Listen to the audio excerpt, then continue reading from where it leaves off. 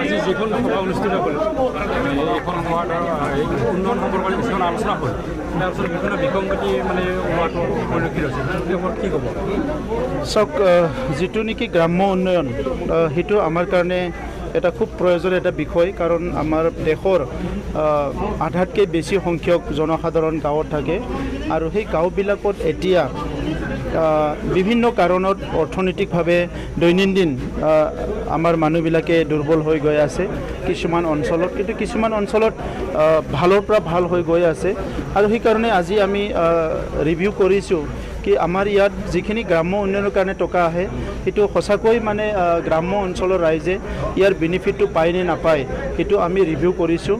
আৰু যিখিনি আমাৰ গ্ৰাম্য উন্নয়নৰ দায়িত্বত থকা বিষয়াসকল আছে তেখেতসকলে এই কথাবিলাক উপলব্ধি কৰিব পাৰিছেনে নাই, কেপাচিটি আছেনে নাই, ইয়াৰ কাৰণে আমি বিভিন্ন ব্লকবিলাকত ৰিভিউ মিটিংবিলাক কৰি আছোঁ। আৰু আজি যিটো দেখিছোঁ গড়েশ্বৰ ব্লকত যিটো 19টা VCDC আছে, এই 19টা VCDCত যিটো পাৰফৰ্মেঞ্চ সেইটো বহুত পুৰ হয়, এইটো মানে not up to the mark, এইটো আমি ছেটিছফাইড নহয়।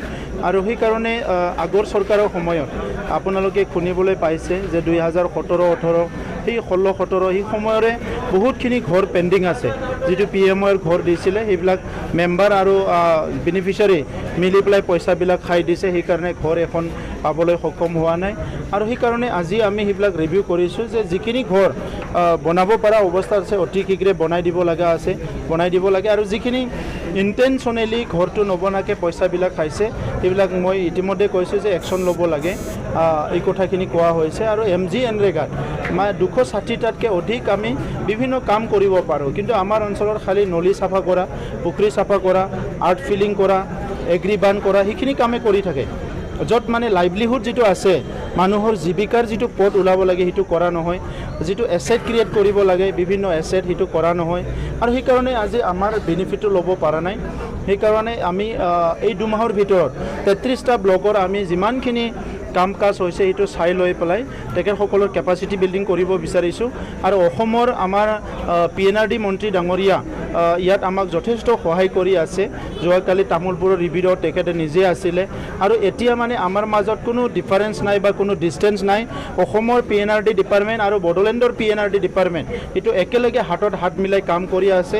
কোনোবা যদি বিষয়া ইয়াতে কাম কৰা নাই, আমি ইয়াৰ পৰা যদি হোৱাটছআপতো মেছেজ দিম সেইটোৰ মানে ট্ৰেন্সফাৰ হৈ যাব, ছাছপেণ্ড হৈ যাব। আৰু কোনোবা যদি বিষয়া ইণ্টেনশ্যনেলি ইয়াত মানে ডিউটি কৰা নাই তাৰ ওপৰত আমি একশ্যন ল'ব পাৰোঁ।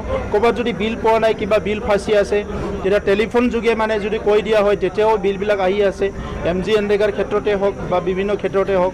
চ' এতিয়া আমি বিচাৰিছোঁ অসমৰ মুখ্যমন্ত্ৰী ডাঙৰীয়াই অসমখন ভাৰতবৰ্ষৰ 5খন উন্নত ৰাজ্যৰ ভিতৰত এখন হিচাপে গঢ় দিব বিচাৰিছে। আৰু সেইখন ৰাজ্যৰে এটা অংগ হিচাপে এটা মেজৰ এটা পাৰ্ট হিচাপে আমিও সেই একে স্থানত আমি আগুৱাই যাব লাগিব, তেতিয়াহে মুখ্যমন্ত্ৰী ডাঙৰীয়াৰ সপোন বাস্তৱ হ'ব। আৰু আমি সেইটোকে কৰিবলৈ গৈ আছোঁ।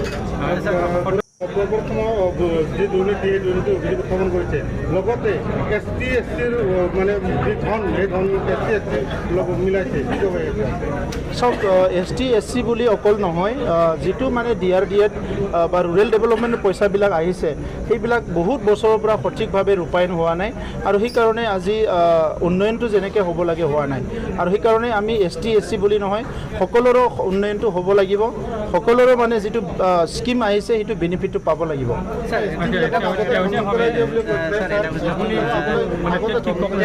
কৰিছিলে আৰু এই শিক্ষক নিযুক্তি প্ৰদান কৰাৰ পিছত শিক্ষা বিভাগে তেওঁলোকৰ যি দৰমহা তেওঁলোকৰ এটা দৰমহাখন বন্ধ কৰিছিল। কোনোবা শিক্ষকসকলে এইটো মানে বিপথে পৰিচালনা কৰাৰ কাৰণে চেষ্টা কৰিছিলে। তেখেতসকলে যিটো টেট হৈছে এই টেট ৰিজাল্ট নোহোৱা ৰিজাল্ট নোপোৱা শিক্ষকবিলাকে তাতে মানে ফল্ছ কিছুমান চাৰ্টিফিকেট লৈ আহি পেলাই এপইণ্টমেণ্ট লোৱা বুলি আমি গম পাইছোঁ।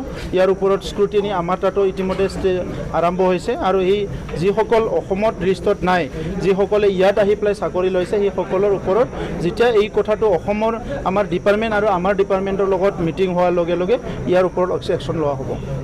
শেহতীয়াভাৱে BTRত মানে উগ্ৰবাদে গা কৰি উঠিছে গতিকে এই সম্পৰ্কত আপুনি কি কয় চাওক এইটো মানে ডাঙৰ ভূমিকম্প আহি যোৱাৰ পিছত এটা আফটাৰ শ্বক বুলি কয় সৰু সৰু কিছুমান থাকে মানে জকৰণি তো এতিয়া আমি বন্দুক বাৰুদ কোনো নিবিচাৰোঁ হত্যা হিংসা কোনো নিবিচাৰোঁ আৰু বড়োলেণ্ডৰ 32 লাখ জনসাধাৰণে যদি হত্যা হিংসা ইয়াত নিবিচাৰে ইয়াত কোনো বন্দুক বাৰুদ নিবিচাৰে তেনেহ'লে ইয়াত কোনোবা এজন দুজন মানুহে বন্দুক লৈ একো কৰিব নোৱাৰিব আৰু মই বিশেষকৈ আহ্বান কৰিছোঁ এতিয়া বিজ্ঞান আৰু প্ৰযুক্তিবিদ্যাৰ এটা যুগত এতিয়া সভ্যতা ইমান আগুৱাই গ'ল এই সময়ত কোনোবা দুজনমান ডেকা ল'ৰাবিলাকে বন্দুক লৈ পেলাই না সমাজ ভাল কৰিব পাৰিব না দেশ উদ্ধাৰ কৰিব পাৰিব সেইটো একো কৰিব নোৱাৰে আৰু এইকাৰণে মই তেখেতসকলক আহ্বান কৰিছোঁ যে সমাজৰ অধিকাংশ লোকে যি বিচাৰে সেইটো কামত যোগদান কৰক আৰু যিটো কাম কৰিলে সমাজে বেয়া পায় সেইটো কাম নকৰাকৈ থাকক